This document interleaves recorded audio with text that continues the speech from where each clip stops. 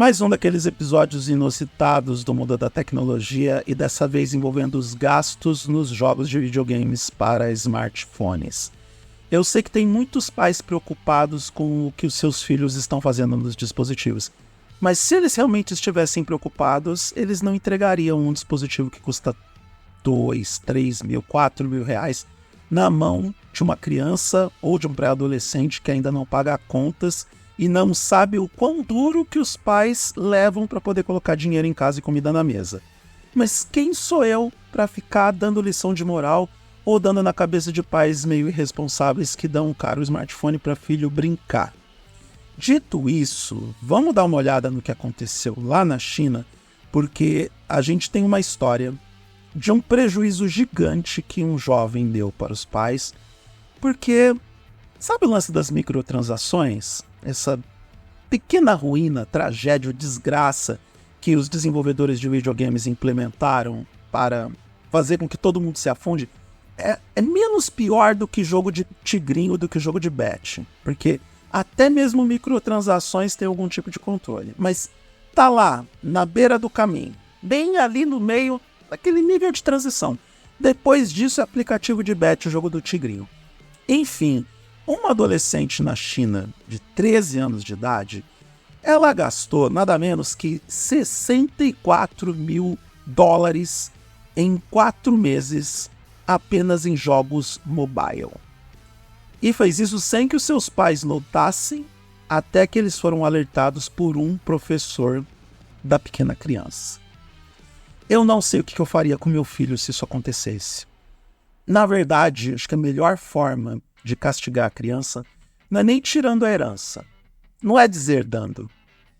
É você fazendo ele assistir vídeo de cara com nome de bicicleta velha que teve que fugir do país porque defendeu certas coisas erradas por aí. E o duro é que aprender com esse cara, né? Porque se eu coloco essa punição, corre o risco da criança aprender algo que não deve.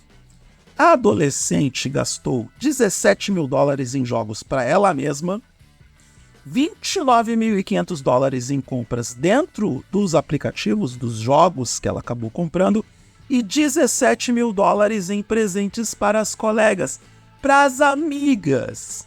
Como diz agora, ultimamente, casa amiga, comprou os aplicativos para as amigas, como forma de evitar ser incomodada pelas amigas, que não são amigas na verdade, são apenas oportunistas e aproveitadoras, porque ela estava com essa boiada de ficar pegando o jogo à custa do dinheiro dos pais. A adolescente conseguiu esconder as movimentações financeiras dos pais, apagando registros de pagamento e ocultando as notificações nos dispositivos dos seus responsáveis, complicando assim a detecção do problema. Ou seja, era a irmã do protagonista do Mr. Robot, né? Que não basta você ter acesso aos dados do cartão de crédito do pai. Não basta você clonar a conta de pagamento do pai, porque você pode emular a instalação do cadastro do pai, seja na Google Play ou na App Store. Isso é perfeitamente possível de você clonar esses dados de pagamento e os dados de conta para que as transações aconteçam, seja porque ela clonou o cartão de crédito e os pais nem desconfiaram. Fico pensando no futuro dessa criança, porque pensa no tipo de emprego que ela vai conseguir. Pensa em quanto que os patrões vão sofrer com esse tipo de funcionário. Ou talvez não, quem tem que tomar cuidado com ela é o CEO da empresa, porque ela pode acabar dominando tudo e assumindo a liderança da corporação e fazendo com que todo mundo fique rico em apenas 12 meses sem juros. Então, a questão mais curiosa aqui é que temos uma espécie de paradoxo. Para quem não sabe, a China é um dos países que trabalham de forma mais rígida com essas restrições de compras de aplicativos ou de transações in-app por parte dos adolescentes em dispositivos móveis.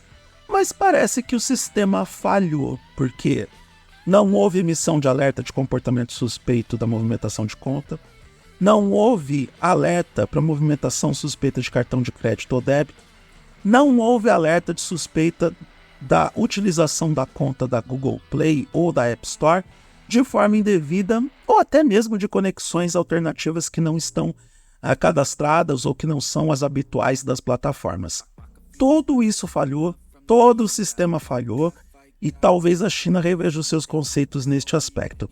E, repito, a menina só foi descoberta porque o professor acabou alertando os pais sobre o comportamento anormal que a menina estava na escola, e não sobre algo constatado de que ela estava tirando o dinheiro dos pais ou utilizando o dinheiro dos pais para comprar os tais jogos, aplicativos, add-ons e complementos dos jogos dentro das lojas de aplicativos. Então, tem esse detalhe também. O sistema chinês é falho e muito provavelmente os pais, que deveriam estar monitorando o comportamento dessa menina, não estavam fazendo o seu papel. É óbvio que é papel do Estado ou do governo monitorar de forma mais rígida, e a China tem um controle rígido sobre isso, e tomar medidas não só preventivas, mas medidas atuantes quando tudo dá errado. Mas e os pais dessa criança? E os pais dessa criança, desse pré-adolescente de 13 anos de idade? E aí, a gente tem que levantar essa questão para um aspecto mais amplo e também fazendo sempre aquele alerta aos pais mais preocupados. Com 13 anos de idade, o seu filho não apenas não paga contas, ele não tem caráter e personalidade moldados. Tá, tem algumas coisas que estão ali, como por exemplo, o preconceito com a menina que tem cabelo verde ou o racismo. Até porque pai e mãe, quando tem essa tendência de ter códigos morais e éticos distorcidos, acabam ensinando essas palhaçadas para a criança desde pequeno. Agora, educação financeira, a racionalidade de que você não deve gastar o dinheiro dessa forma e o conceito estabelecido de que dinheiro não é infinito no mundo, isso o ser humano leva mais tempo para aprender, tá? Por experiência própria. Essa galera que tá aí perdendo a grana com o jogo do tigrinho, com bets, casas de apostas, tudo adulto, porque todas essas plataformas são para maiores de 18 anos, e estão perdendo uma grana violenta porque não sabem administrar a vida nos aspectos financeiros, não sabem ter a dita racionalidade para gastar o dinheiro. Não que eu seja um gênio da economia, eu também tenho minhas dívidas e contas a pagar, mas é óbvio que eu não vou ficar apostando dinheiro que eu não tenho para não recuperar. E no caso das crianças que estão comprando as microtransações dentro dos jogos, é evidente que elas não fazem ideia de que o dinheiro não é infinito. Também cabe a responsabilidade das plataformas, dos jogos, dos desenvolvedores de jogos que oferecem esses títulos com as microtransações acessíveis, os micropagamentos que os desenvolvedores utilizam para poder capitalizar em cima da utilização do jogo e do desenvolvimento, já que agora boa parte dos títulos são free to play e só resta para os desenvolvedores recuperar esse dinheiro com essas microtransações dentro dos títulos. Cabe também aos desenvolvedores estabelecerem um filtro, colocar um limite e estabelecer regras mais rígidas para que as crianças não saiam prejudicadas com isso e os adultos também não. Se bem que é o teu negócio. Uma hora essa ideia de deixar o smartphone na mão de criança vai se voltar contra os pais.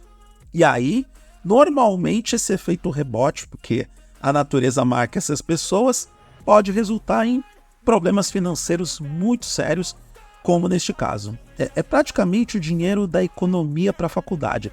$64 mil é a grana da economia para a faculdade dessa menina. Se bem que eu não sei se ela vai fazer faculdade, né? Hoje em dia todo mundo é digital influencer ou programador. Para as duas coisas, se bem que as empresas de programação estão exigindo diploma. Mas para as duas coisas, em tese, você não precisa ser formado em nada, porque profissional medíocre pode ser contratado para ser peão de manobra ou para ser força laboral braçal. Só não digo que é braçal porque você não depende de fazer muita força para poder programar um jogo, um aplicativo para quitada do seu Zé da esquina. Não, tô zoando. O programador rala pra caramba e eu acho que os programadores deveriam se organizar para reivindicar os seus direitos de forma mais enfática, mas esse é assunto para outro vídeo.